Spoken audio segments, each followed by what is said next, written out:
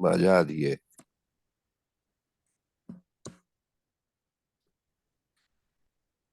गुरुर्ब्रह्मा गुरुर्विष्णू गुरुर्देवो महेश्वरः गुरुः साक्षात् परब्रह्म तस्मै श्री गुरवे नमः.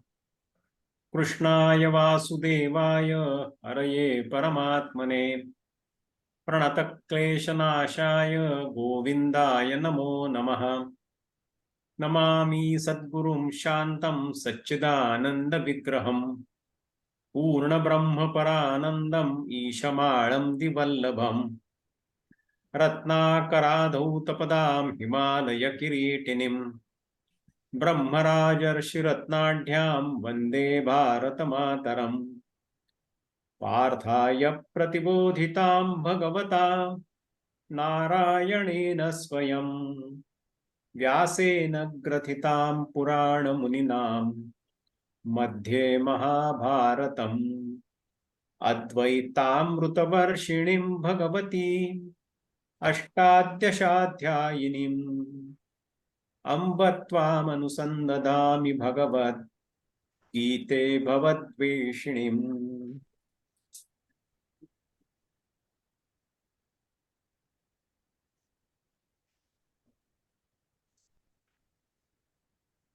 तरी बाहेरिले तियही चक्षुरादिके दाहाही उठवनी लवलाही व्यापारा सुये. मग तो इंद्रिय कदंबू करविजे तव राबू जव कर्तव्याचा लाभू हातासी ये. ना ते कर्तव्य जरी दुःखे फळेल ऐसे देखे तोलावी त्यागमुखे तिये दाहाही. मग फिटे दुःखाचा ठावो तव रहाटावी रात्री दिवो विकणू वाते कारावो जयापरी. तैसेनी त्याग स्वीकारी वाहता इंद्रियांची धुरी ज्ञातयाते अवधारी करता म्हणिपे. आणि कर्तयाच्या सर्व कर्मी आवताची या परीक्षमी म्हणोनी इंद्रिया ते आम्ही करणे म्हणो. आणि हेची करणेवरी कर्ता क्रिया ज्या उभारी तिया व्यापे ते अवधारी कर्म एथ. सोनाराची या बुद्धी लेणे व्यापे चंद्रकरी चांदिणे का व्यापे वेल्हाळपणे वेली जैसी. नाना प्रभा व्यापे प्रकाशू कोडिया इक्षुरसू हे असो अवकाशू आकाशी जैसा. तैसे कर्तयाची या क्रिया व्यापले जे धनंजया ते कर्मगा बोलावया आन नाही. एवं कर्म करता करण ययातिहीचेही लक्षण सांगितले तुझ विचक्षण शिरोमणी. इथज्ञाता ज्ञानज्ञेय हे कर्माचे प्रवृत्तीत्रय तैसेची करता करण कार्य हा कर्म संचयोगा. वन्ही ठेविला असे धुमू आथी बीजी जेवी द्रमू का मनी जोडे कामू सदा जैसा. तैसा करता क्रिया करणी कर्माचे आही जितवणी सोने जैसे खाणी सुवर्णाचिये. म्हणोनी हे कार्य मी करता ऐसे आथी जेथ पंडुसुता तेथ आत्मा दुरी समजता क्रियापाशी. या लागी पुढत पुढती आत्मा वेगळाची सुमती आता असो हे किती जाणितासी तू. ज्ञानम कर्मंच कर्ताच त्रिधैव गुणभेदतः प्रोच्यते गुणसंख्याने यथवाच्छृणुतान्यपि. परिसांगितले जे ज्ञान कर्म करता हन ते तिन्ही तीही ठाई भिन्न गुणी आहाती. म्हणून ज्ञाना कर्मा कर्तया पाते जो नये धनंजया जे दोन्ही बांधती सोडावया एकची प्रौढ. ते सात्विक ठावे होये तो गुणभेदू सांगोपाहे जो सांख्यशास्त्री आहे उवा इला. जे विचार क्षीर समुद्र स्वबोध कुमुदिनी चंद्र ज्ञान डोळसा नरेंद्र शास्त्रांचा जे. ही प्रकृती पुरुष दोन्ही मिसळली दिवो रजनी तिये निवडिता त्रिभुवनी. मार्तंडू जे जेथ अपारा मोहराशी तत्वांच्या मापी 24 उगाणा घेऊनी परेशी सुरवाडीचे. अर्जुना ते सांख्य शास्त्र पढे जयाचे स्तोत्र. ते गुण भेद चरित्र ऐसे आहे. जे आपुलेनी अंगिके त्रिविधपणाचेनी अंके. दृश्य जात तितुके अंकित केले. एवं सत्वर जतमा तिहींची एवढी असे महिमा. जे त्रैविध्य आदि ब्रह्मा अंती कृमी. परी विश्वीची आघवी मांदी. जेणे भेदलेनी गुणभेदी. पडिली ते तव आदि ज्ञान सांगो. जे दिठी जरी चोख किजे तरी भेद तेही चोख सुजे.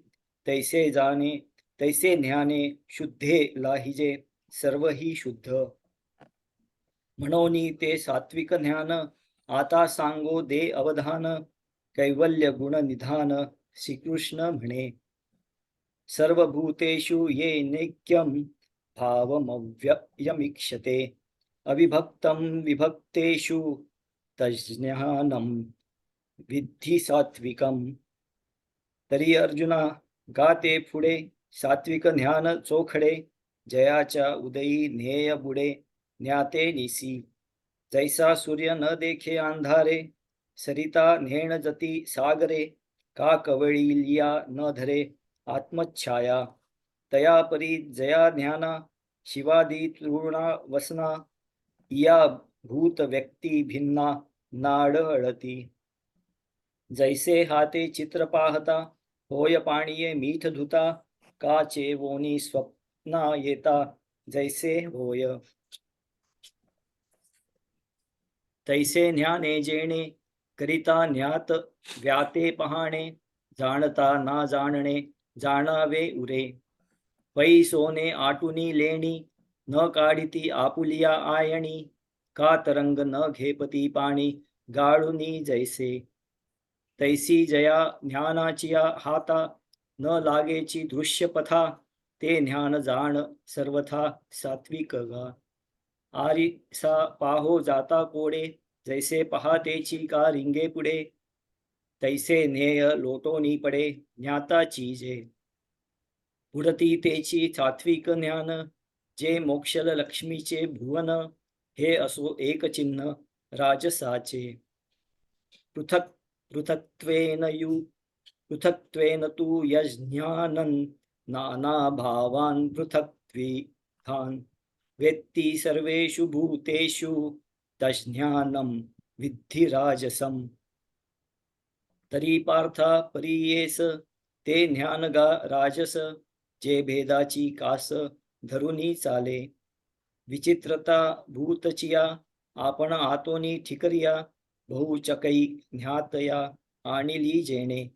जैसे साचा रूपा आड घालुनी विसराचे कवाड. मग स्वप्नाचे काबाड ओपी निद्रा.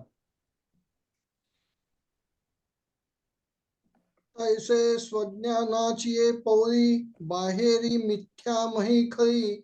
तीही अवस्थांची वह्याई दाविजे जीवा.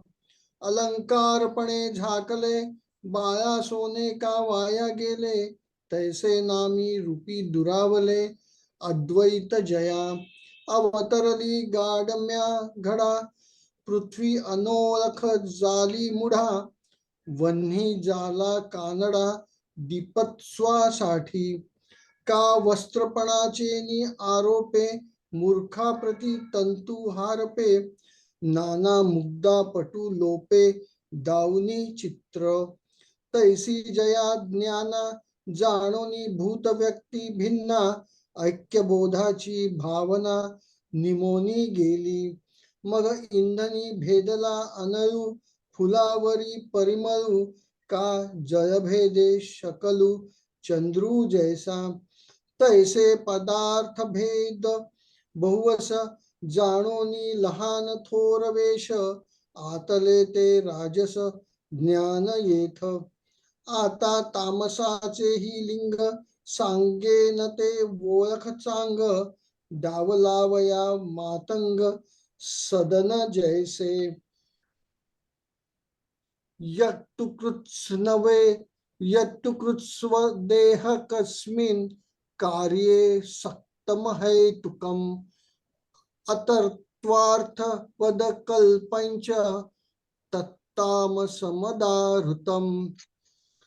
तरी किरीटी जे ज्ञान हिंडे विधीचेनी वस्त्रेहीन श्रुती पाठमोरी नग्न म्हणवनी तया येरीही शास्त्र बटी करी जे निंदेचे विटावरी बोळविलेसे डोंगरी क्लेच्छ धर्माच्या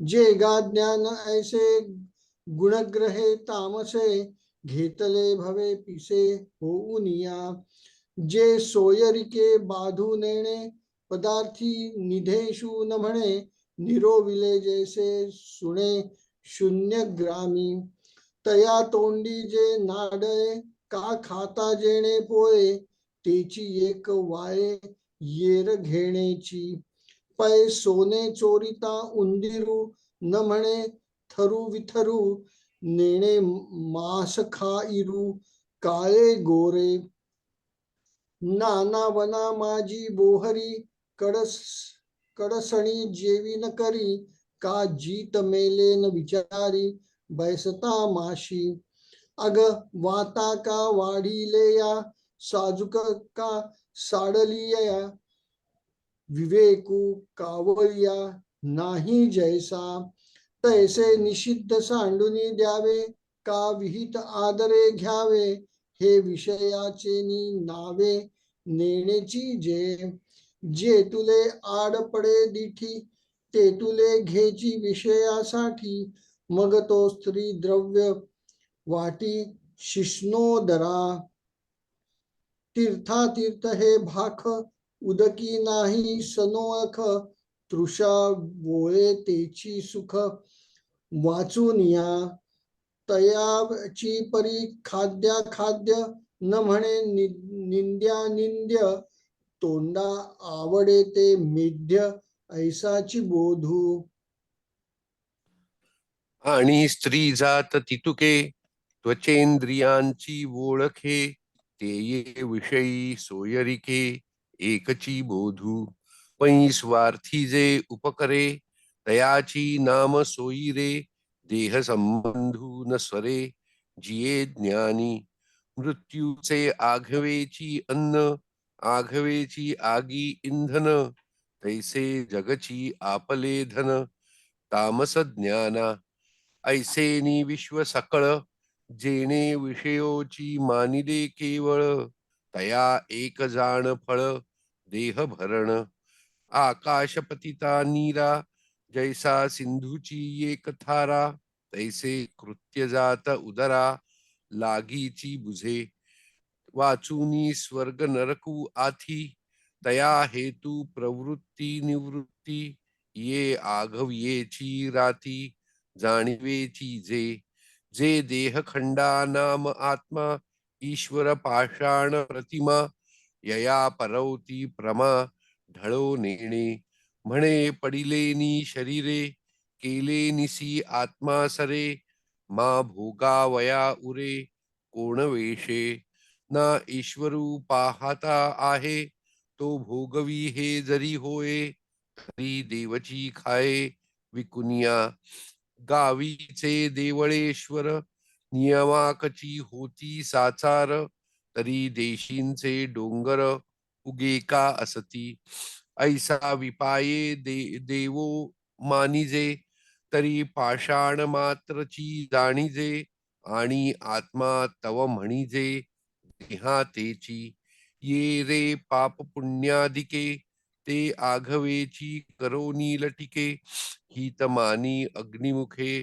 चरण जे का जे चामाचे डोळे दाविती जे इंद्रिये गोडी लाविती तेची साचहे प्रतीती फुडी जया किंबहुना ऐसी प्रथा वाढती देखसी पार्था धूमाची वेली वृथा आकाशी जैसी कोरडा ना वोला उपेगा आथी गेला तो वाढोनी मोडला भेंडू जैसा नाना उसांची कणसे, का नपुसके माणुसे, वन लागले जैसे साबरीचे, ना तरी बाळकांचे मन, का चोरा घरीचे धन, अथवा गळास्तन शेळीयेचे, तैसे जे वायाणे, ओसाळ दिसे जाणणे, तया ते मी म्हणे तामस ज्ञान, तेही ज्ञान इया भाषा,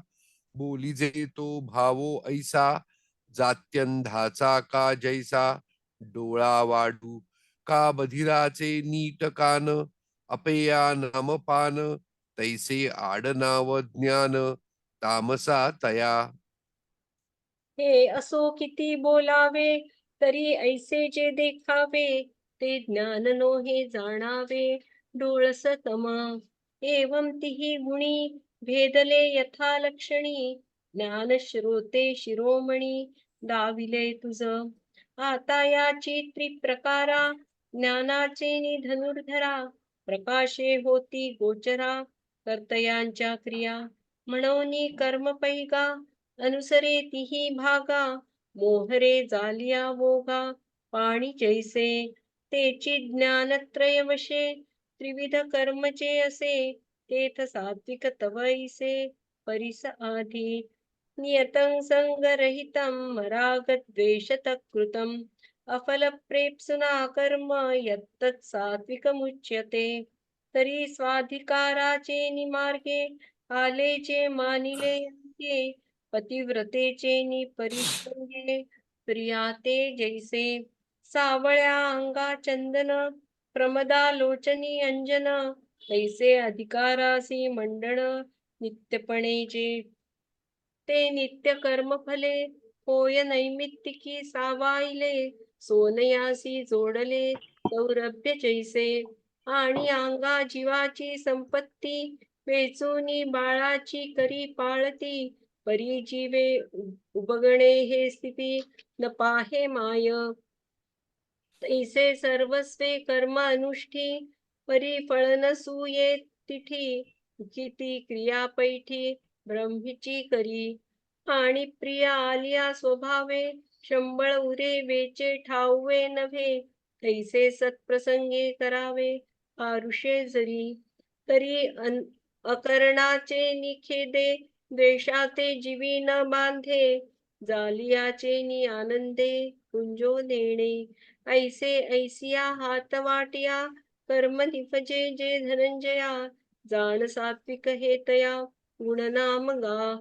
ययावरी राजसाचे, लक्षण सांगिजे लसाचे, न करी अवधानाचे, वाणेपण. यत्तु कामेप्सुना कर्म, साहंकारेण वा पुनः, क्रियते बहुलायासन, तद्राजसमुदाहृतम्.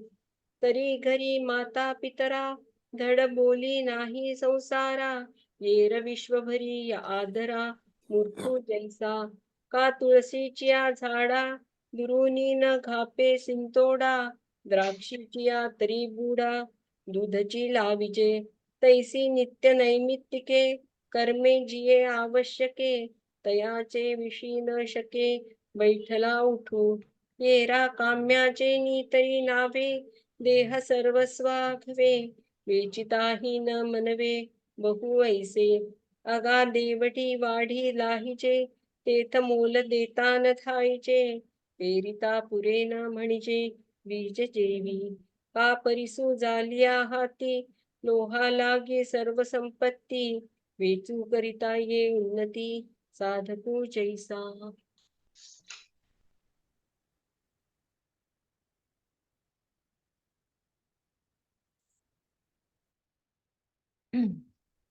गुरुर्ब्रह्मा गुरुर्विष्णुः गुरुर्देवो महेश्वरः, गुरुः साक्षात् परब्रह्म तस्मै श्री गुरवे नमः. यानंतर श्रुतिमंत्र शक्ती महती ब्रह्मात्म विद्यावती, या सूत्रोदित शास्त्र पद्धतिरति प्रद्योर्तितांतर्द्युतिः, या सत्काव्यतति प्रसादितमतिर्नाना गुणालंकृतिः, सा प्रत्यक्ष सरस्वती भगवती, मान्त्रायतां भारती.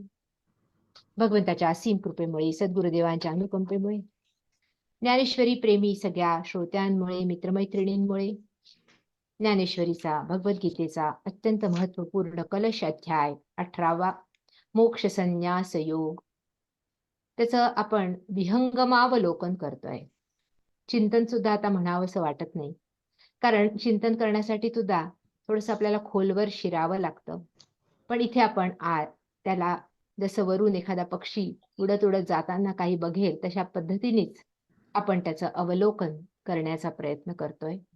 पण तरी देखील आपल्या जीवनासाठी, आपल्या जीवनाला एका उन्नयनाच्या मार्गावर नेण्यासाठी हा अध्याय सुद्धा आपल्यासाठी खूप मोठं पाथेय घेऊन येतो.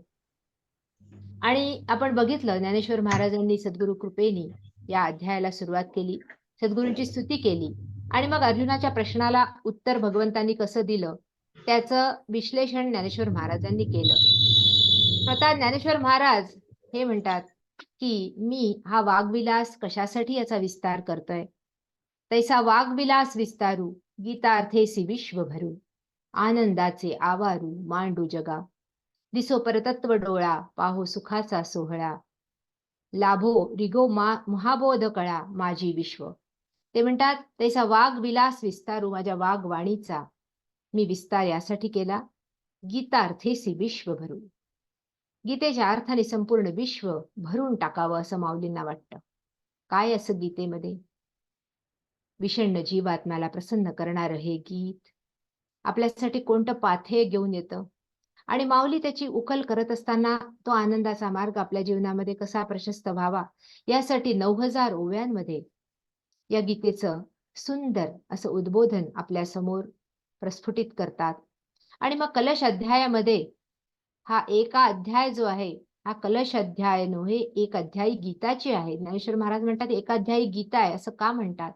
आणि अंतिम चरणामध्ये माऊली कसं पसायदानापर्यंत या अध्यायाला नेतात. खरं सांगायचं तर त्याच्या खोलामध्ये शिरण्या इतका आपल्याला वेळ नाही.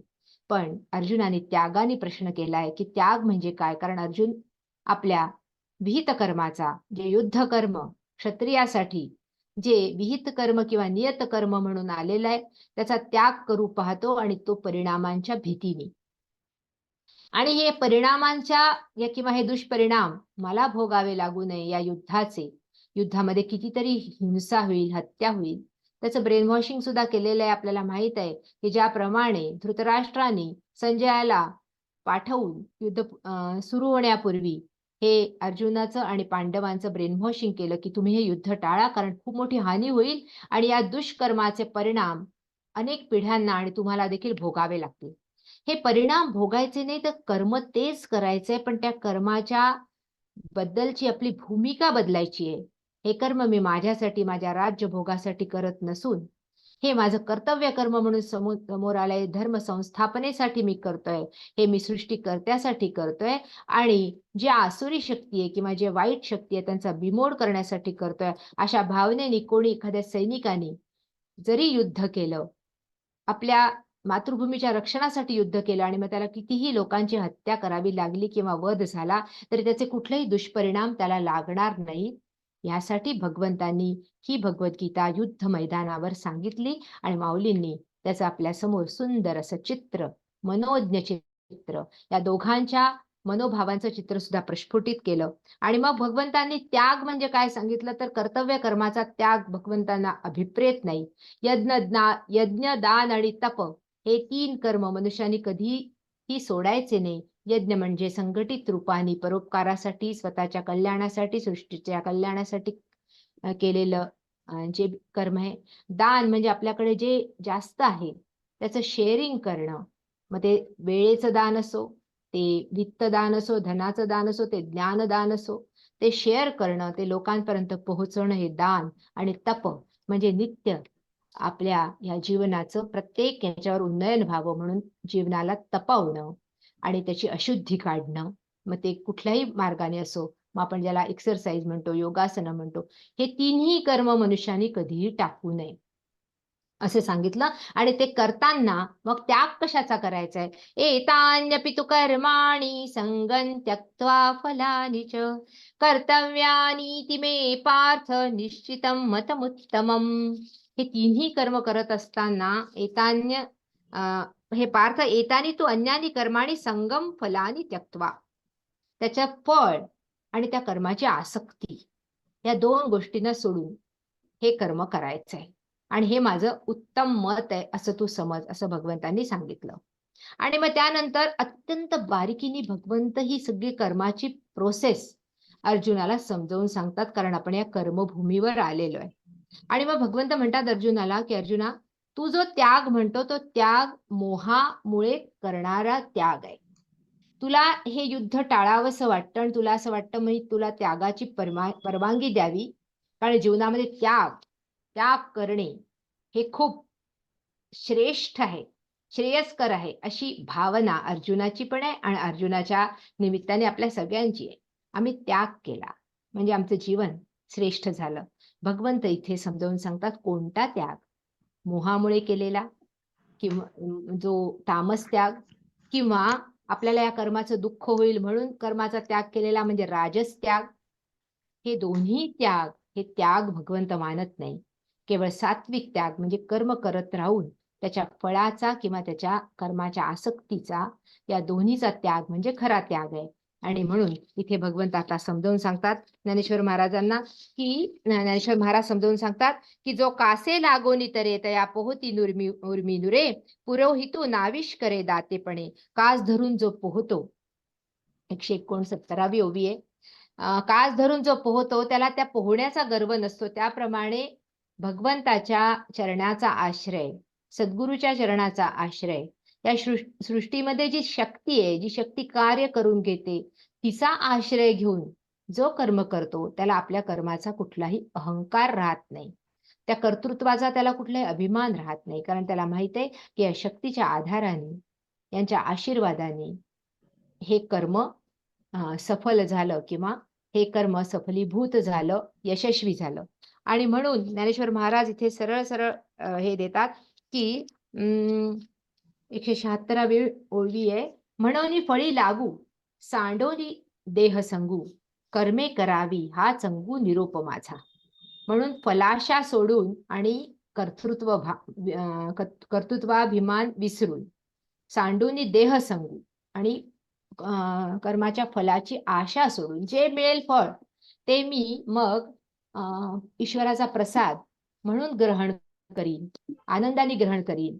जे काही फळ मिळेल पण मी कर्म मात्र पूर्ण चोख करीन, त्या फळाची आशा न ठेवता हा कर्मयोग आहे. हा अध्याय पुन्हा एकदा सगळ्या भगवद्गीतेचं सार आहे.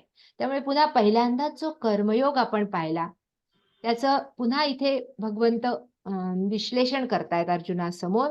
आणि जो जीव बंधे शिणला सुटके जाचे आपला, तेने पुढत पुढत या बोला आनंद की जे.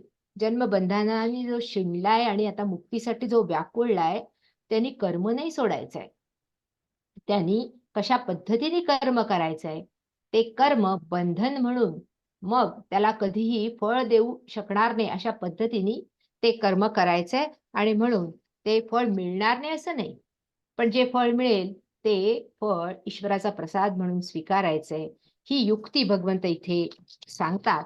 आणि मग 3 प्रकारचा जो त्याग आहे, आता एक लक्षात घ्या पुन्हा एकदा, ही सृष्टी सात्विक, राजसिक आणि तामसिक आहे. म्हणजे सत्व रज तम हे 3 गुण आहे. जाणणे ही क्रिया किंवा ज्ञान हे सत्व गुणामुळे, जी क्रियाशीलता आहे ती म्हणजे रजोगुणामुळे, आणि क्रिया थांबण्याची जी शक्ती आहे किंवा ते तमोगुणामुळे. क्रिया थांबते तमोगुणामुळे, क्रिया घडते रजोगुणामुळे, क्रिया बरोबर होते ती ज्ञानामुळे. ज्ञान जसं असेल त्याप्रमाणे ती क्रिया घडते. आपण याचं उदाहरण पण पाहिलंय, ज्याप्रमाणे एक गाडी असते, त्या गाडीमध्ये स्टिअरिंग असतं, त्याच्यामध्ये पेट्रोल असतं आणि ब्रेक असतो. स्टिअरिंग म्हणजे सत्वगुण बरोबर मार्गावर, योग्य मार्गावर नेणारा, जे पेट्रोल आहे तो म्हणजे रजोगुण, ज्याच्यामुळे गाडी चालते, आणि ब्रेक म्हणजे तमोगुण, ज्यामुळे ती थांबते. जीवनाच्या गाडीला हे तिन्ही आवश्यक आहे. केव्हा ना केव्हा तरी जाणणं आवश्यक आहे, केव्हा ना केव्हा तरी क्रिया करणं आवश्यक आहे, केव्हा ना केव्हा तरी क्रिया थांबणं पण आवश्यक आहे. आणि म्हणून पुन्हा ही सात्विक, राजसिक, तामसिक या तिन्ही गुणांमुळे, या तिन्ही गुणांच्या परम्युटेशन्स, कॉम्बिनेशन्समुळे जी विविधता आहे, त्या विविधतेकडे भगवंत पुन्हा या अध्यायामध्ये आपलं लक्ष वेधून घेणार आहेत. आणि मग पहिल्यांदा त्याग, मग ज्ञान, मग कर्म, मग कर्ता, मग सुख, मग धृती आणि बुद्धी. शेवटी सुख आहे.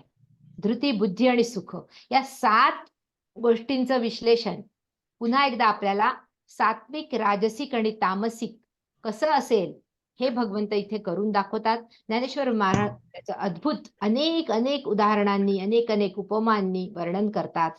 नियतस्य तु संन्यासः कर्मणो नोपपद्यते मोहातस्य परित्यागस्तामसः परिकीर्तितः.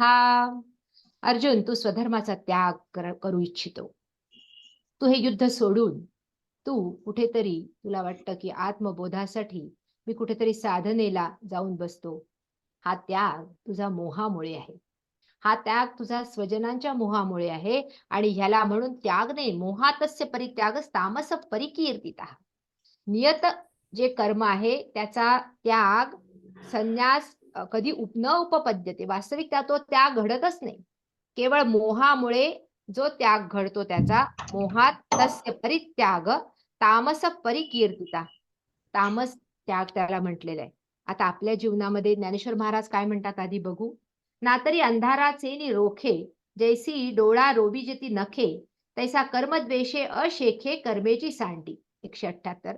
अंधारावर रागवून रोखे, जर डोळेच म्हणजे नखांनी टोचून फोडावे, त्याप्रमाणे कर्मावर रागवून, कर्माचा द्वेष करून जो कर्म सोडतो तसा हा त्याग झाला, ज्ञानेश्वर महाराज म्हणतात. आणि तयाचे जे कर्म सांडणे ते तामस पैमी म्हणे, शिसाराचे रागे लोटणे शिरची जैसे. ज्याप्रमाणे या कर्मत्यागाला भगवंत म्हणतात मी तामस त्याग म्हणतो.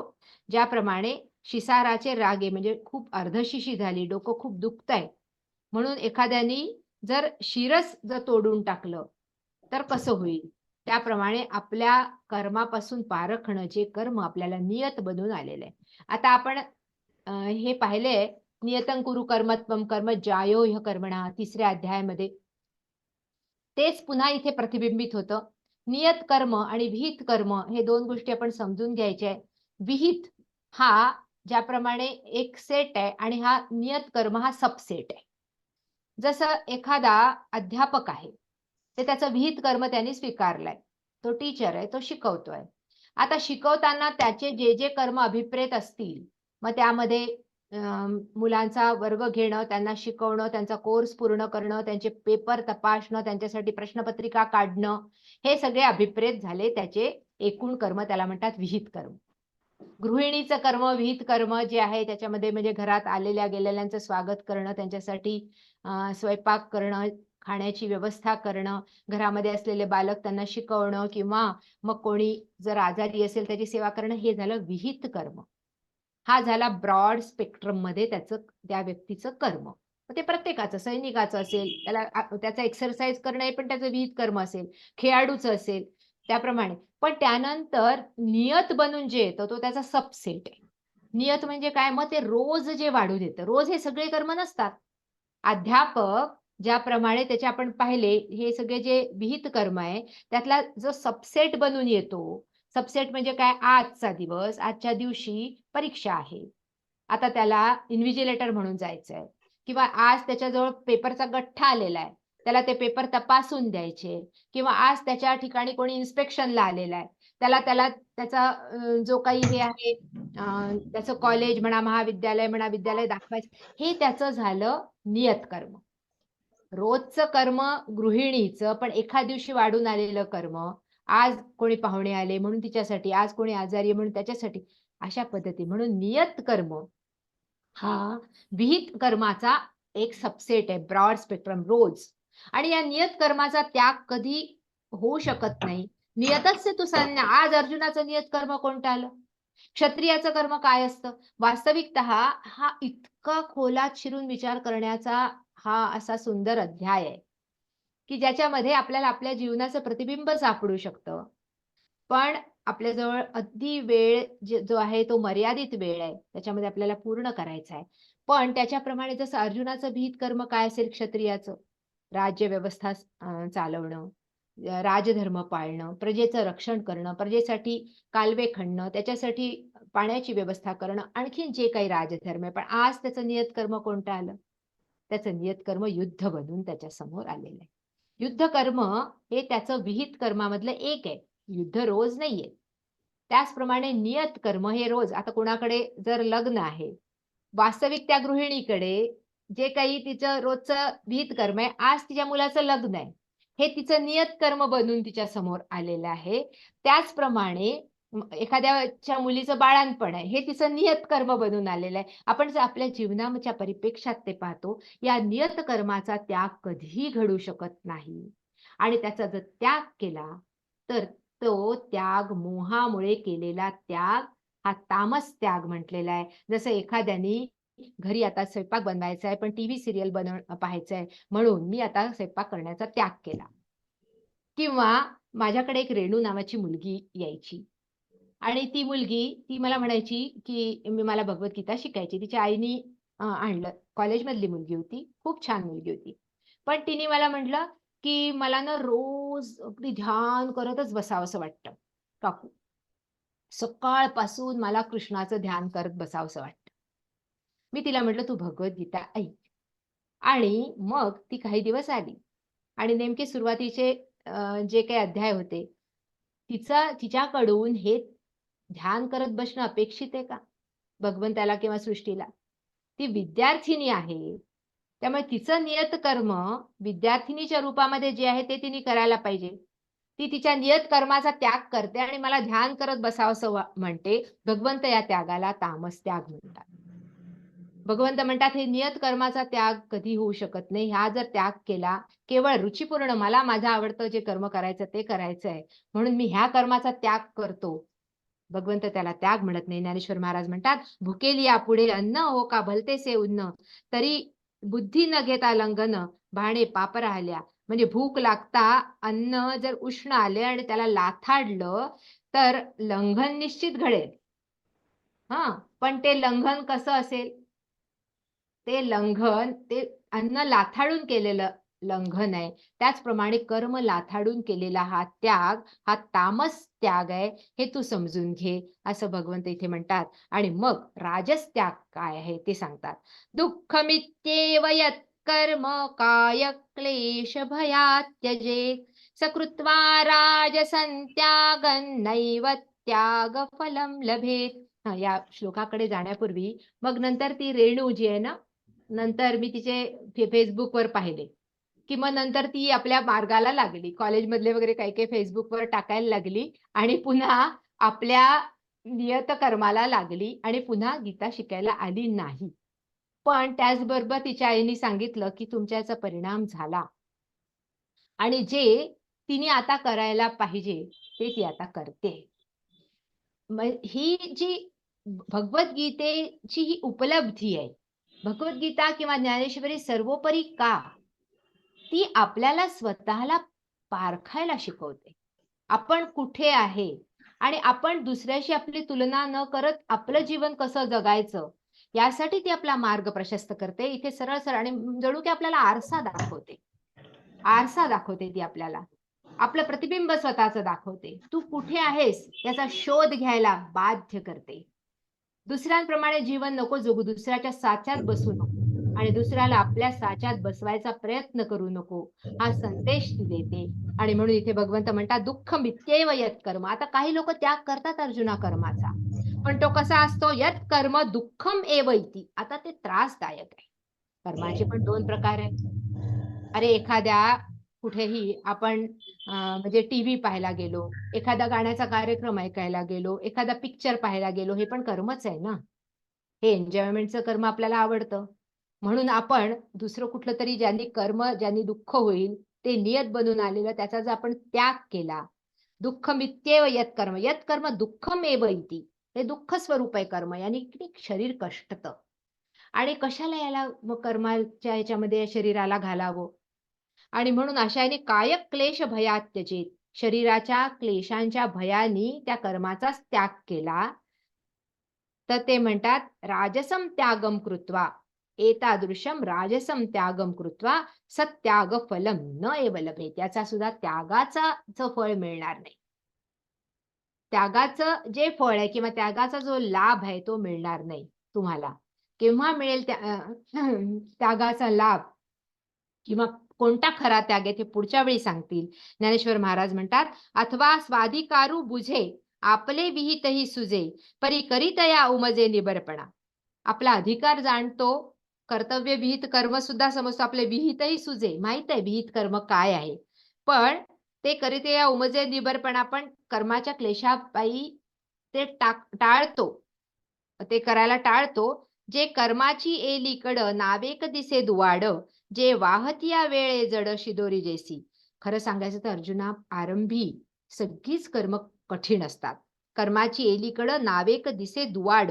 दुवाड म्हणजे अत्यंत क्लेशकारी आरंभ असतो कर्माचा, कारण ते कर्म अंगवळणी पडलेलं नसतं.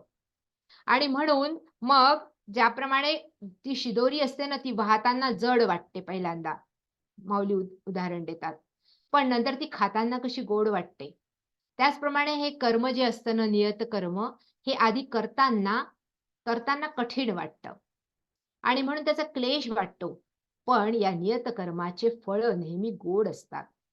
कर्तव्य कर्माचे जे काही हे आहे ते आपल्याला समाधानाची शिदोरी देतात.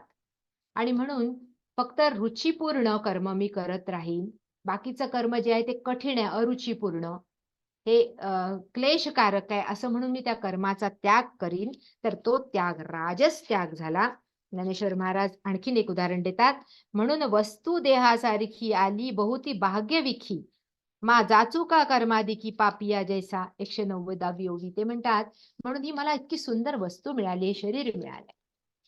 आता ह्या शरीराला मी इतकं कष्ट कर्म करून का देऊ? कारण कर्माने कष्ट होणार, ते चेहऱ्यावर दिसणार, थकवा येणार, शरीर थकणार, सगळे इंद्रिय थकणार.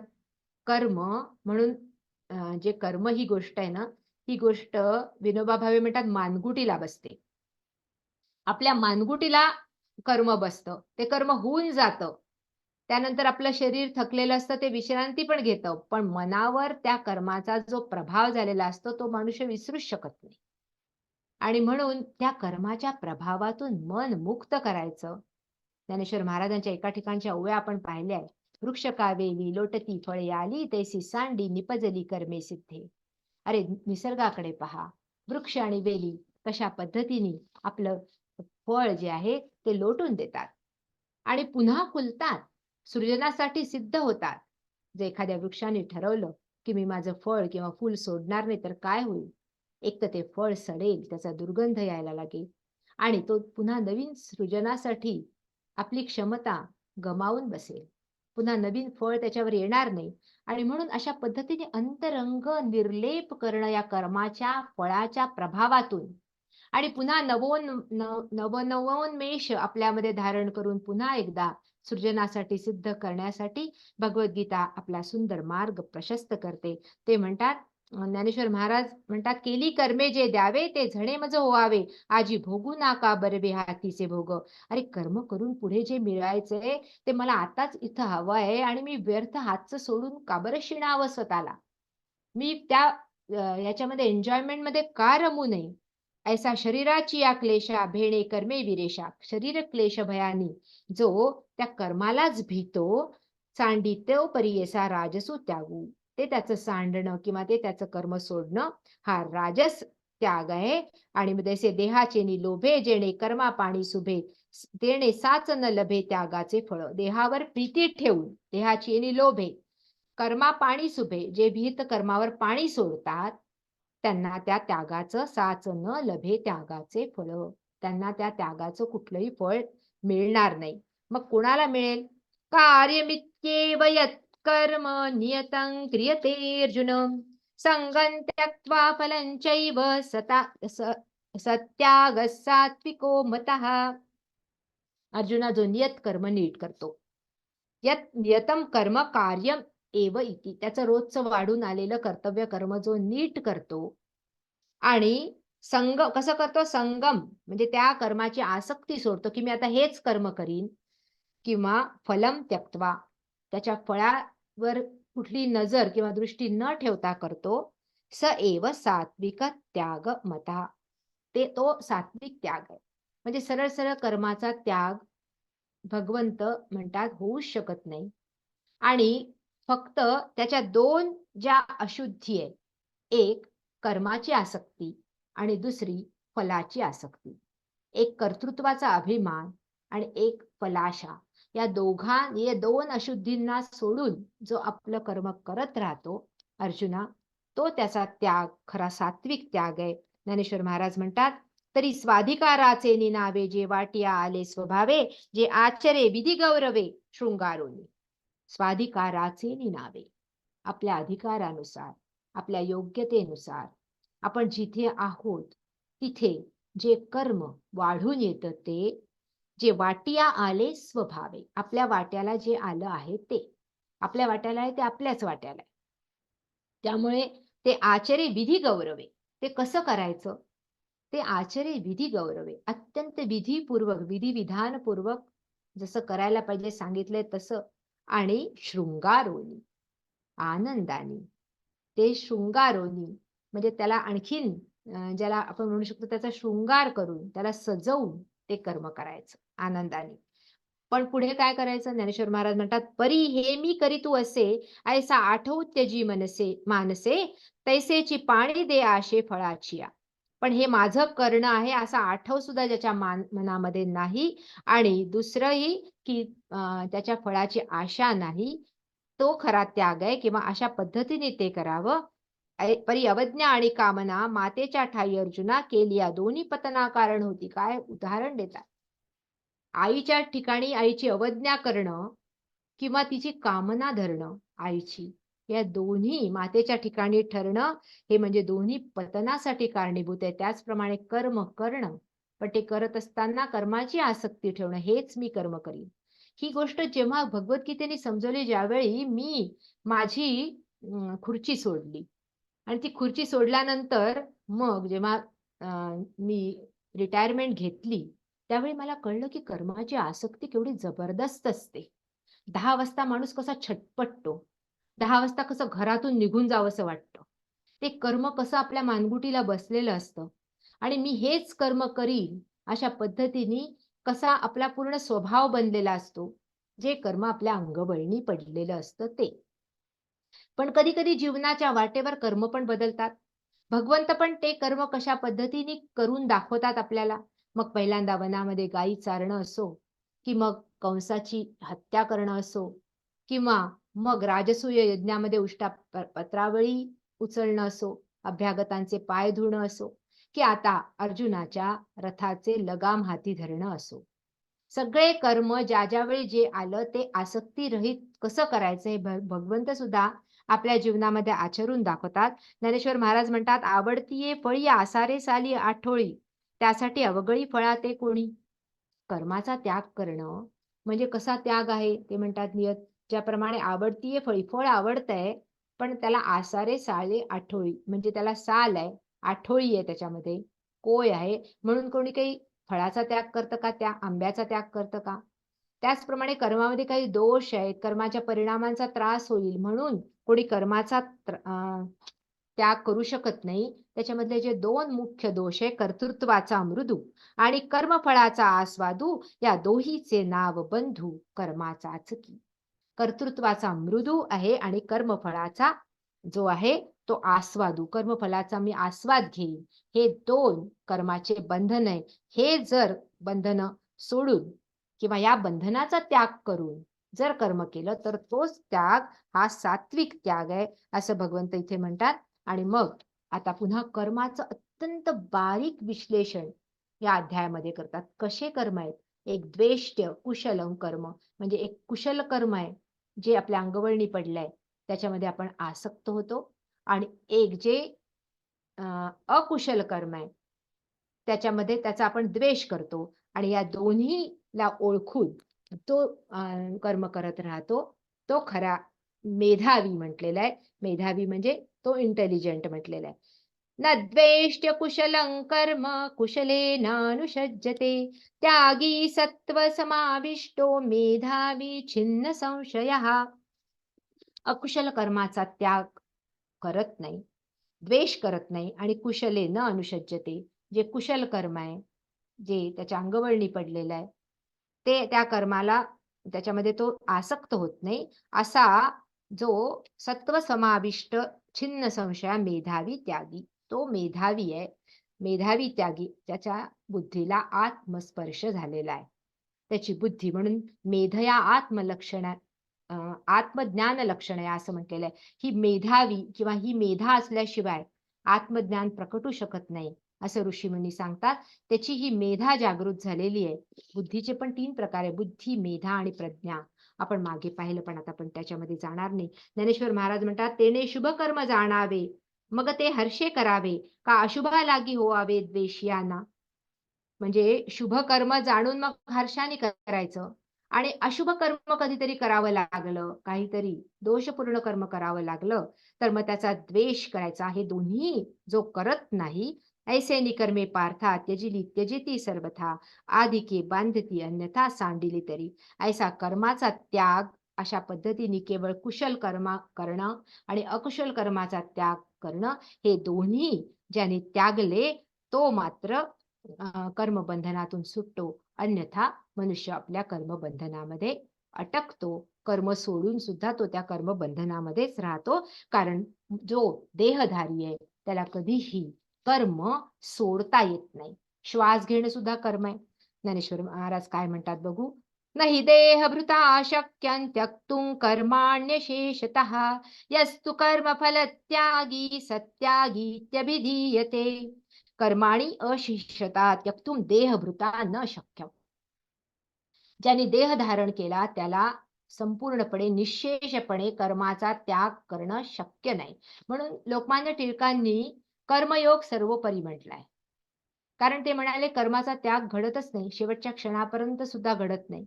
मनुष्याला शेवटच्या क्षणापर्यंत अन्न पण लागतं देहाला, आणि म्हणून त्याला खावं लागतं, आणि ही क्रिया सुद्धा, पचनाची क्रिया सुद्धा, ही सुद्धा कर्मामध्येच येते.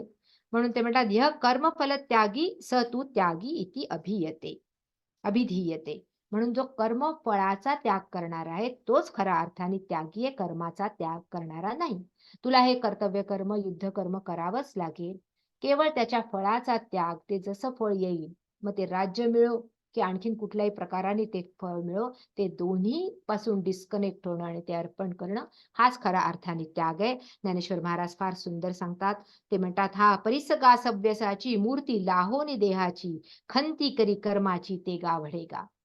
सव्यसाची म्हटलं अर्जुनाला, दोन्ही हातांनी अर्जुन सारखेच बाण मारू शकायचा, आणि त्यामुळे दोन्ही हातांची शक्ती समान होती. सव्यसाची, सव्य अपसव्य करतात, डावा हात उजवा हात, पण तो सव्यसाची होता. आणि म्हणून इथे ज्ञानेश्वर महाराज त्याच्या विशेषणाचा उल्लेख करतात की तुला तर दोन्ही हातांची शक्ती अशी दिली आहे की तू सारखंच कर्म दोन्ही हातांनी करू शकतो.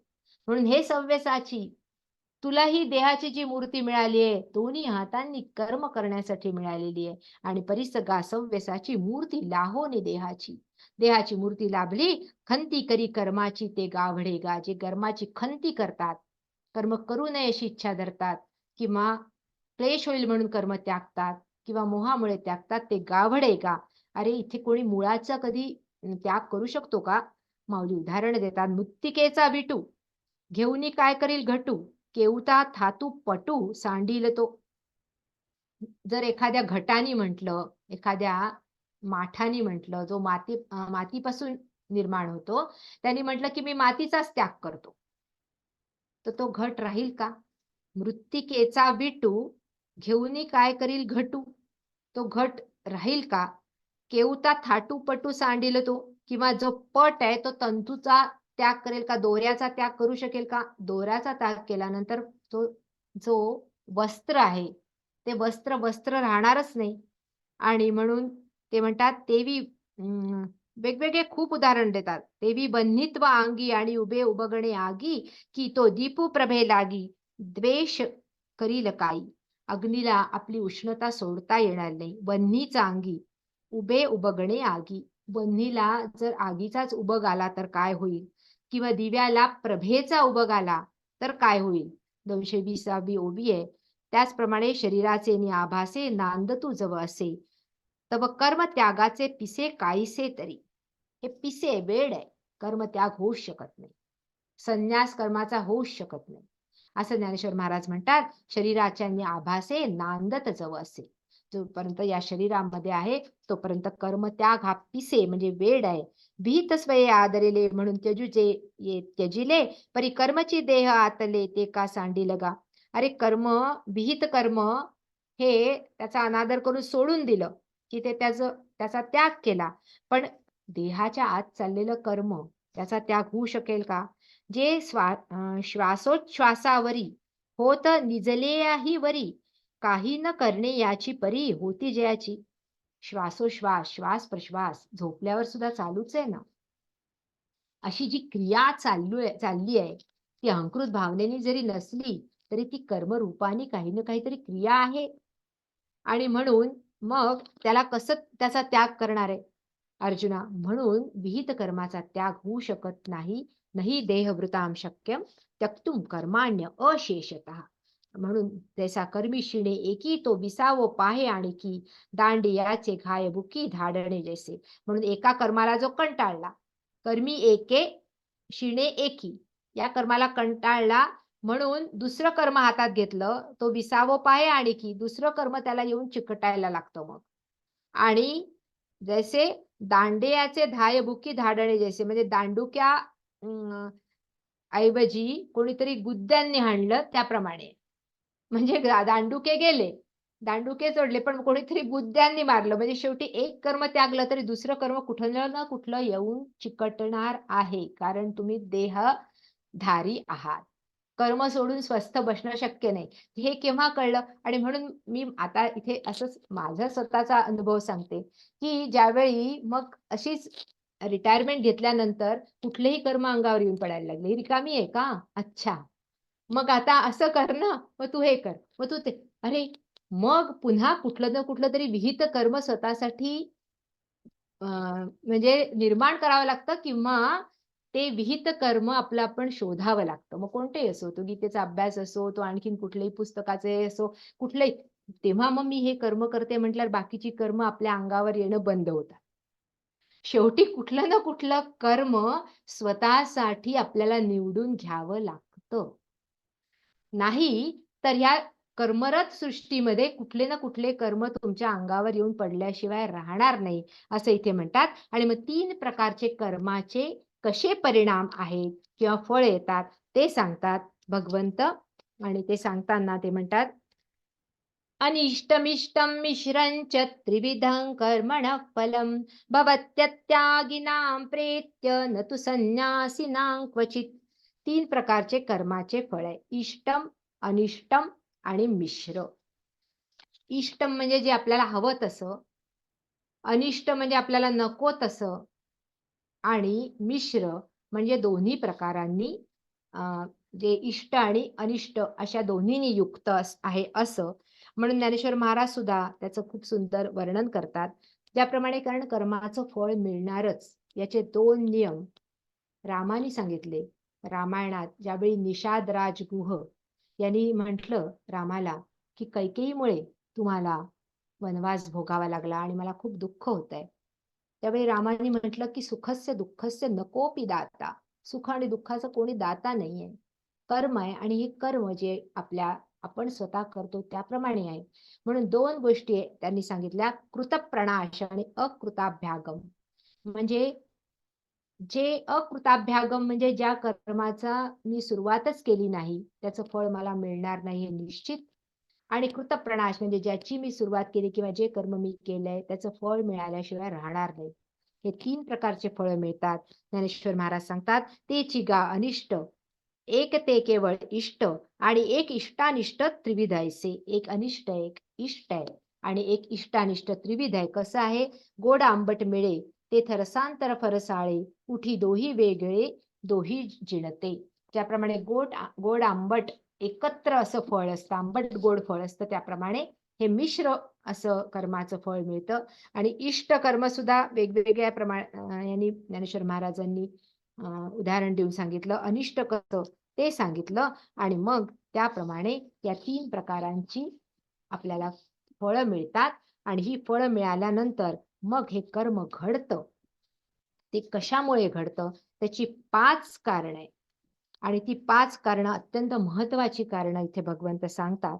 पंचैतानि महाबाहो कारणानि निबोध मे, सांख्ये कृताने प्रोक्तानि सिद्धये सर्व कर्मणाम. हे महाबाहो, सर्व कर्मणाम सिद्धये एतानि पंच कारणानि कृतान्ते. 5 कारणामुळे कर्म घडतं. 5 कारणं कर्माच्या सिद्धीसाठी आवश्यक आहे. आणि असं सांख्यशास्त्रात सांगितले, सांख्ये प्रोक्तानी मे निबोध, ते माझ्याकडनं तू जाणून घे. आणि ही 5 कारणं कोणती कोणती आहे ती सांगतात. अधिष्ठानं तथा कर्ता करणंच पृथग्विधम, विविधाश्च पृथक् चेष्टा दैवं चैवात्र पंचमम्.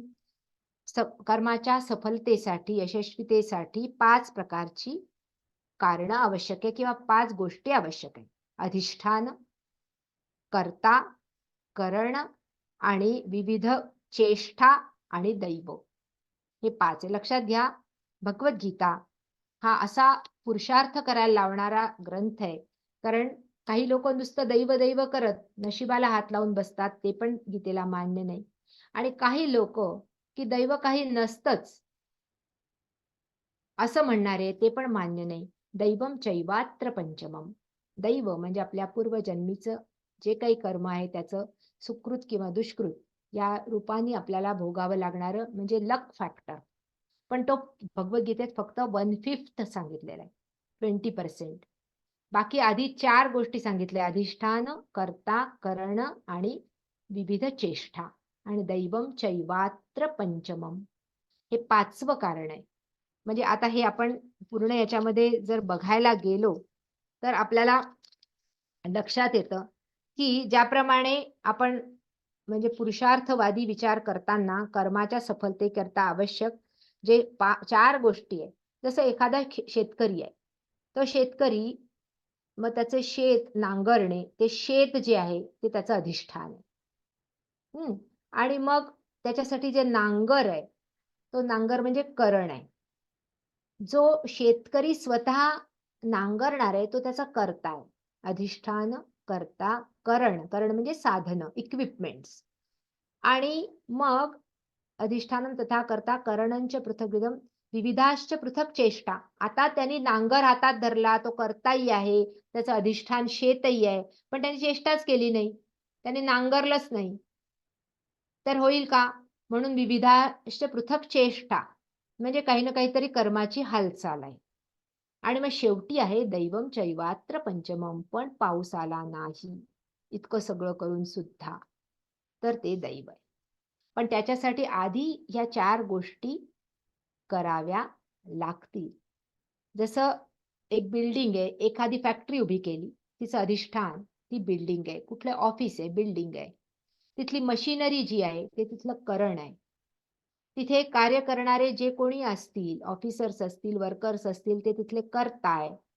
आणि मग ते तिथे सगळं 3ही गोष्टी झाल्या, पण काहीच नाही, हातावर हात धरून बसले चालणार नाही. तिथे चेष्टा म्हणजे कार्य करावं लागेल, ती चेष्टा आहे. आणि मग याच्यानंतर मग जे काही चांगलं वाईट असं वाढून येईल किंवा अनुकूलता प्रतिकूलता येईल, त्यामुळे ते कर्म थांबेल किंवा सिद्ध होईल, हे शेवटचं दैव आहे. ज्याप्रमाणे म्हणून ती शेवटची फिजिबिलिटी आहे की हे सगळं करताना एखाद्या ठिकाणी अचानक आग लागली, एका ठिकाणी सिद्ध झालं ते कर्म, त्याच्यासाठी अनुकूलता सगळी असली, या दोन्ही गोष्टी ज्या अनुकूलता प्रतिकूलता ज्या आहेत ते दैव रूपाने येतात. आणि म्हणून ते 1/5 म्हटलेलं आहे, पण तोपर्यंत मनुष्याने पुरुषार्थी असायला पाहिजे, हे भगवद्गीतेचा आग्रह आहे. ज्ञानेश्वर महाराज सुद्धा त्याची सगळी पुन्हा खूप मोठा उहापोह करतात. आणि 5ही कारणे ती तूही जाणसी लेवी पाये, आणि शास्त्रे उभा होऊन निबाहे बोलती तयाते. ही 5 कारणं जर तुला ज्ञात असतील अर्जुना, जी शास्त्रांनी सांगितली, तर तू आपल्या प्रत्येक कर्माचं नीट पृथक्करण करू शकशील. आता मग शरीराच्या माध्यमातून आत्मज्ञान मिळवायचं असेल तरी ही 5 आहे. त्याला शरीराचं अधिष्ठान लागतं. त्याला एक कर्ता कर्म करणारा लागतो. जो मी हे करतो म्हणणारा आणि या भावनेनी तो ती साधना करणारा, तप करणारा आत्मज्ञान प्राप्तीसाठी. त्याच्यासाठी इंद्रिय किंवा कर्मेंद्रिय, ज्ञानेंद्रिय हे जे आहे हे करण आहे. आणि मग त्याच्यासाठी त्यांनी केलेली साधना ही त्याची चेष्टा आहे. आणि मग तिथे पोहोचायचं की नाही हे शेवटी जे ठरवणार आहे ते त्याचं एक लक फॅक्टर सुद्धा त्याच्यासोबत आहे. आणि ह्या 5 गोष्टी आहे म्हणून या बोलाची डांगुरटी ती या प्रसिद्धीची आली किरटी म्हणून तुझ्या हन कर्णपुटी बसो हे काज. ही शास्त्रामध्ये ही 5 कारणं सांगितली आहे. आणि म्हणून मी तुझ्या कर्णपुटी तुझ्या स्मरणात असावी म्हणून पार्था कर्णपुटी मी तुला सांगतो. ही कशासाठी सांगतो? कारण माझं तुझ्यावर खूप प्रेम आहे. आणि हे प्रेम हे मी तुला जणू काही तुला तुझा आरसा दाखवतो आहे. तुझा स्वतःचा स्वभाव ओळखायला शिकवतो आहे. तू कुठे आहे, तुझं कर्म काय आहे, त्याचं विश्लेषण करायला शिकवतो आहे. दर्पणो पुढा मांडले या का लोकांची या डोळा, मानू द्यावा पहावया आपुले निके. आरसा डोळ्यापुढे असताना ते रूप आपलंच रूप पाहण्यासाठी असतो. काय सुंदर सांगतात ज्ञानेश्वर महाराज. ही गीता दुसऱ्याला शिकवण्यासाठी नाहीये. ज्ञानेश्वरी दुसऱ्याला शिकवण्यासाठी नाहीये. हे स्वतःलाच शिकण्यासाठी आहे. ते म्हणतात आरसा दर्पणू पुढा मांडलिया का लोकांची या डोळा. लोकांनी त्यांचं रूप पाहावं म्हणून आपल्या डोळ्यासमोर दर्पण आहे का? मानू द्यावा पहावया आपुले निके. अरे ते आपलं निक काय आहे? आपलं रूप पाहण्यासाठी आहे. भक्त जैसेनी जेथ पाहे तेथ ते तेची होत जाये. तो मी तुझे जाहलो आहे खेळणे आजी. 284 बी आहे. ते म्हणतात की भक्त जे जे जिथे पाहतो त्याच्यासाठी मी ते घडवत जातो आणि आज तुझ्या हातामध्ये जणू काही मी खेळणं झालोय. आणि प्रीतीच्या आवेगे देव बोली तसे नेगे तो आनंदा माझी अंगे विरतसे येऊ. आणि मग अशा प्रेम वेगाने देव बोलायला लागले ना की मी तुला आता हे सांगतो.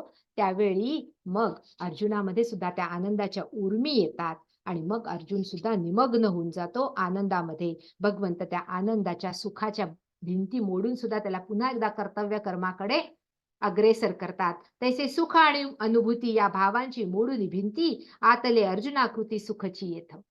म्हणून गीते आणि ज्ञानेश्वरीमध्ये डुबून जावं, हो डुबून जावं, पण भगवंतच काढतात ना बाहेर. अरे तुझे कर्तव्य कर्म राहिले तिथे बुडून राहू नकोस. हे तुला मधून मधून आनंद देण्यासाठी फक्त हे मधून वाच आणि माझ्याशी अनुसंधान ठेव. आणि म्हणून इथे किती सुंदर सांगतात ज्ञानेश्वर महाराज. सुख आणि अनुभूती या भावांची मोडून भिंती. अर्जुन एकदम सुखामध्ये निमग्न झाला, भगवंताच्या प्रेमामध्ये निमग्न झाला, आत्मज्ञानामध्ये निमग्न झाला. चालत नाही भगवंताला. अर्जुना त्याच्या त्या सुख आणि अनुभूती या भावांच्या मोडून भिंती आतले अर्जुनाकृती सुखची जेथ. आणि जे अर्जुनाला जे सुख जे मिळालंय म्हणून समर्थ देवा अवकाशू झाला आठवा बुडतयाचा धावा जीवे केला. देव समर्थ म्हणून त्याची आठवण झाली म्हणून अर्जुनाला त्यांनी सुखसागरातून सुद्धा लगबगीने बाहेर काढलं. बुडतयाचा धावा, अर्जुन सुखसागरामध्ये बुडतोय तिथून सुद्धा भगवंत बाहेर काढतात आणि म्हणतात तुझ्या पुढे जे विहित कर्म आहे ते कर. अशा पद्धतीने ज्ञानेश्वर महाराज आपल्या समोर त्या विहित कर्माचं आणि त्या पंच जे कारण आहेत कर्म घडण्याचे ते कारण वेगवेगळ्या अशा उपमांनी आपल्या समोर ठेवतात. सगळं पाहणं आपल्याला केवळ केवळ अशक्य आहे, पण आत्मा हा साक्षी आहे असं ज्ञानेश्वर महाराज सांगतात. तेचे शुभाशुभ अंशी निफजते कर्मे ऐसी राती दिवो आकाशी जियापरी. अशी शुभ आणि अशुभ कर्म घडतात देहाकडून. जसं अधिष्ठान असेल, जसा कर्ता असेल, जसे करण असतील, जशा चेष्टा असतील वेगवेगळ्या, त्याप्रमाणे एखाद्या गुन्हेगाराकडून गुन्हेगारीचं कर्म घडतं. त्याचं तसंच शरीर आहे, त्याचं तसंच मन आहे, त्याचं अधिष्ठान तसं आहे, त्याचे संस्कार तसे आहे म्हणून तसं कर्म घडतं. आत्मा हा केवळ त्याचा साक्षी आहे असं ते म्हणतात. आणि म्हणून तैसे पंचहेतू मिळणी पाचेची इहे कारणी की जे कर्मलतांची लावणी आत्मा सिना. आणि म्हणून हे जे पाची जी कारण आहे ही तू समजून घे. या पंच कारणांमुळेच कर्म घडतं हे तू समजून घे. आणि मग त्याच्यानंतर मग मात्र अत्यंत सुंदर अशा ठिकाणी येतात. शरीर वांग मनोभिर्यत कर्म प्रारभते नरः न्यायं वा विपरीतं वा पंचैते तस्य हेतवः केवळ या अध्यायाचं चिंतन करण्याने सुद्धा कर्माची प्रोसेस काय आहे ही समजू शकते. इतकं सुंदर विश्लेषण भगवंत करतात. न्याय्यम विपरीतम वा शरीर वांग मनोभिर्यत. कुठून कुठून कर्म घडतं? शरीर, देहाच्या लेवलवर, शरीराच्या लेवलवर. वांग म्हणजे वाणी, वाणीच्या लेवलवर.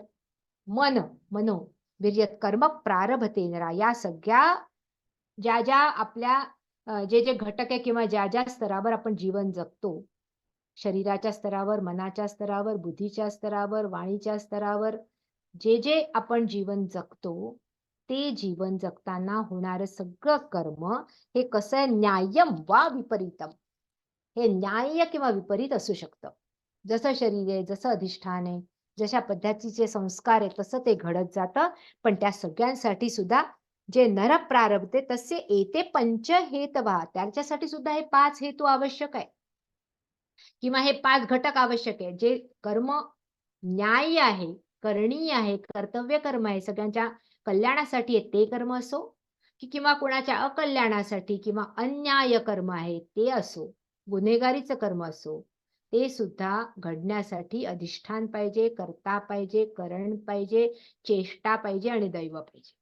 या 5ही घटकांची आवश्यकता आहे असे इथे भगवंत सांगतात.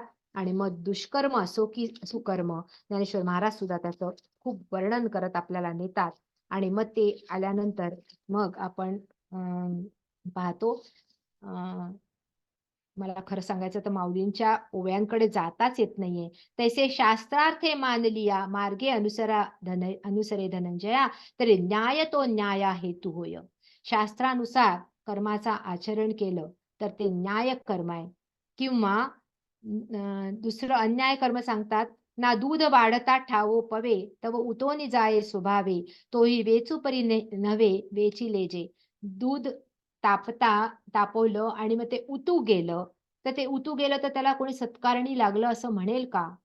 त्याचप्रमाणे अन्याय कर्म हे सत्कारणी लागणारं नाही. एक सत्कर्म आहे आणि एक दुष्कर्म आहे. पण हे दोन्ही कर्म होताना या 5ही घटकांचा ची आवश्यकता आहे. आणि हे घटक असल्याशिवाय कर्म घडतच नाही.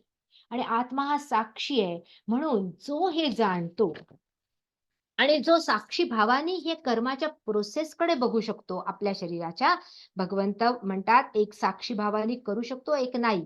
पहिल्यांदा जो नाही करत त्याचं वर्णन करतात. तत्रैवं सति कर्तारम आत्मानं केवलं तुझा पश्यत्यकृत बुद्धित्वा न स पश्यति दुर्मतीः.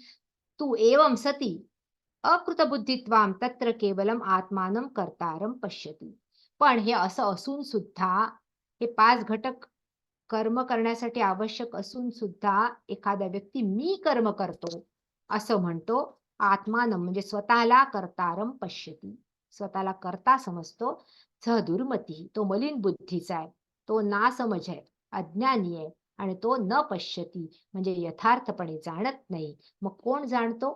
यस्य नाहंकृतो भावो बुद्धिर्यस्य न लिप्यते, हत्वापि स इमान् लोकान् न हन्ति न निबध्यते. पण जो अहंकृत भावाचा त्याग करणारा, यस्य अहंकृत भाव न, यस्य बुद्धी न लिप्यते, स म्हणजे तो व्यक्ती इमान लोकान हत्वापि न हंती न निबध्यते. इतक्या लोकांची हत्या करून सुद्धा तो हत्या करत नाही आणि त्या हत्येच्या कर्माच्या बंधनामध्ये अडकत पण नाही. त्या कर्माचं बंधन पण त्याला लागत नाही. ज्याप्रमाणे एखादा जल्लाद असेल ना, तो जल्लाद फाशी देतो. किती लोकांना फाशी देत असेल? मग जल्लादाने मारलं, न्यायसंस्थेने मारलं त्या व्यक्तीला, की कर्माने मारलं? त्याच्या गुन्ह्याने मारलं, की ज्यांनी ती शिक्षा दिली त्या न्यायाधीशाने मारलं, की ज्यांनी त्याला ती फाशीची सजा शेवटी दिली त्यांनी मारलं? त्याच्या कर्माने मारलं. आणि म्हणून तो अशा पद्धतीने तो सुद्धा त्या कर्माच्या बंधनामध्ये नसतो. कारण त्यांनी त्याचं कर्तव्य कर्म केलंय. त्या जल्लादाने त्याच्यावर सोपवलेलं कर्म केलंय, कुणासाठी तरी कर्म केलंय. या भावनेने जो कर्म करतो, इतक्या लोकांची हत्या करून सुद्धा, म्हणून यस्य नाहं कृतो भाव, अत्यंत उच्च अशी अवस्था आहे. त्या अवस्थेपर्यंत पोहोचणं हे केवळ संत महात्मे पोहोचतात, माऊली पोहोचतात. म्हणून आपण त्यांचा आधार घेतो. यस्य नाहं कृतो भाव बुद्धी यस्य न लिप्यते, याची बुद्धी या सगळ्या दोषांपासून मुक्त आहे. मी केलं या दोषापासून, मी फळ प्राप्त करीन या दोषापासून. हत्वा पिस इमान लोकान नहंती न निबध्यते, तो इतक्या लोकांची हत्या करून सुद्धा अर्जुना त्याच्यामध्ये कुठल्याही त्या बंधनामध्ये तो अटकत नाही. आणि म्हणून तू त्या अवस्थेला जाऊन कर्म कर. ती उच्च अवस्था संत महात्म्यांच्या जीवनामध्ये आपल्याला पाहायला मिळते. जो कुछ किया सो तुम किया, मैं कुछ किया नाही, कहो कही जो मैं किया, तुम्ही ये मुझ माही. किंवा ज्ञानेश्वर महाराज ज्याप्रमाणे त्याचं वर्णन करतात ते म्हणतात की वेगवेगळ्या तैसी पूर्ण अहंता काही देहपणे पंडुसुता, आवरे काही सविता बिंबे धरला. 414वी ओबी आहे. ते म्हणतात की ज्याप्रमाणे ज्यांची पूर्ण अहंता गेलेली आहे, ज्यांची देहबुद्धी गेलेली आहे आणि मी स्वतः ब्रह्म ही धारणा ज्यांची झालेली आहे, ती त्या व्यक्तीला या कुठल्याही कर्माचे प्रभाव कसे लागतील. म्हणे ज्याप्रमाणे आवरे काही सविता बिंब धरला, ज्याप्रमाणे सविता म्हणजे सूर्य बिंबामध्ये पकडला जाऊ शकतो का, त्याचप्रमाणे हा व्यापक आत्मतत्वामध्ये एकाकार झालेला हा व्यक्ती मग त्या देहामधून घडणाऱ्या कर्माच्या कुठल्याही बंधनामध्ये सापडत नाही. सविता ज्याप्रमाणे, सूर्य ज्याप्रमाणे प्रतिबिंबामध्ये किंवा एखाद्या आरशामध्ये सापडू शकत नाही, त्याप्रमाणे व्यापक आत्मतत्वाच्या एकाकारितेमध्ये किंवा अनुसंधानामध्ये जीवन जगणारा व्यक्ती त्या कर्माच्या बंधनामध्ये सापडत नाही. ज्ञानेश्वर महाराज म्हणतात, पै माथुनी लोणी घेडे, 415वी ओवी आहे. ते मागुती ताकी घापे, मथुनी लोणी घेपे, ते मागुती ताकी घापे, तरी ते अलिप्तपणे सिंपे तेणे सिकाई. लोणी घुसळून काढलं, मथून काढलं आणि पुन्हा त्या ताकामध्ये टाकलं तरी ते त्या ताकामध्ये मिसळत नाही. त्याचप्रमाणे त्या अवस्थेला पोहोचलेला पुन्हा या देह पातळीवर जीवन जगत नाही आणि मग त्यांचं ते जीवन जगण्याची अत्यंत सुंदर अशी उच्च पातळी असते. त्या पातळीवर ज्ञानेश्वर महाराज किंबहुना तुमचे केले धर्म कीर्तन सिद्धीस नेले, येथे माझे जी उरले पायिकपण, इथपर्यंत ते नेतात. किंवा मग ज्याप्रमाणे शंकराचार्य म्हणतात की मी न मन आहे, न बुद्धी आहे, न चित्त आहे, न अहंकार आहे, न मी शरीर आहे, न वाणी आहे, न मी वाक आहे, न म्हणजे वाणी, किंवा मी पाणी किंवा हात किंवा पाय नाहीये, मी ते आत्मतत्व आहे. त्यापर्यंत त्या अवस्थेपर्यंत पोहोचलेले हे संत महात्मा ते जगून दाखवतात. गीतेचं जे काही आपल्यासाठी पाथेय आहे ते जगून दाखवतात. मनोबुद्धी हंकार चित्तानि नाहम, न कर्णन न जिह्वा न चक्राण नेत्रे, न च व्योम भूमि न तेजो न वायुः, चिदानन्दरूपः शिवोऽहं शिवोऽहं, चिदानन्दरूपः शिवोऽहं शिवोऽहं. मी ते शिवस्वरूप असं माझं रूप आहे. मी केवळ देह नाही. या भावनेपर्यंत, या उच्च भावनेपर्यंत भगवद्गीता आपल्याला नेऊ इच्छिते, ज्ञानेश्वरी नेऊ इच्छिते. आणि कशी ती आपला मार्ग प्रशस्त करेल आपण पुढे पाहू. ज्ञानेश्वर महाराज की जय. सद्गुरुदेव भगवान की जय.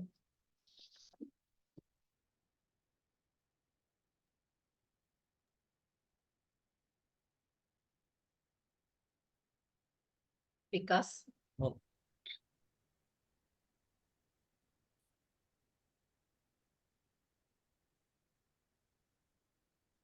धागा धागा अखंड वेणूया, विठ्ठल विठ्ठल मुखे म्हणूया. धागा धागा अखंड वेणूया, विठ्ठल विठ्ठल मुखे म्हणूया. धागा धागा अखंड वेणूया, विठ्ठल विठ्ठल मुखे म्हणूया.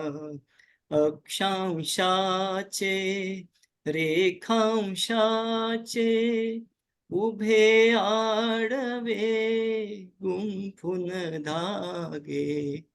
अक्षांशाचे रेखांशाचे उभे आडवे गुंफून धागे. विविध रंगी वसुंधरेचे वस्त्र विणिले पांडुरंगे विश्वंभर तो विणकर पहिला विश्वंभर तो विणकर पहिला कार्यारंभी नित्य स्मरूया धागा धागा अखंड विणूया विठ्ठल विठ्ठल मुखे म्हणूया धागा धागा अखंड विणूया विठ्ठल विठ्ठल मुखे म्हणूया करचरणांच्या मागावरती मनामनांचे तंतू टाका करचरणांच्या मागावरती मनामनांचे तंतू टाका फेकून शेला अंगावरती अर्धी उघडी लाज राखा बंधुत्वाचा फिरवित चरखा बंधुत्वाचा फिरवित चरखा एकत्वाचे सूत्र धरूया धागा धागा अखंड विणूया विठ्ठल विठ्ठल मुखे म्हणूया धागा धागा अखंड विणूया. छान. वसुदेव सुतं देवं कंसचाणूरपर्दनं देवकी परमानन्दं कृष्णं वन्दे जगद्गुरुं योगेशं सच्चिदानन्दं वासुदेवं व्रजप्रियं धर्मसंस्थापकं वीरं कृष्णं वन्दे जगद्गुरुं श्रीकृष्णं वन्दे जगद्गुरुम्.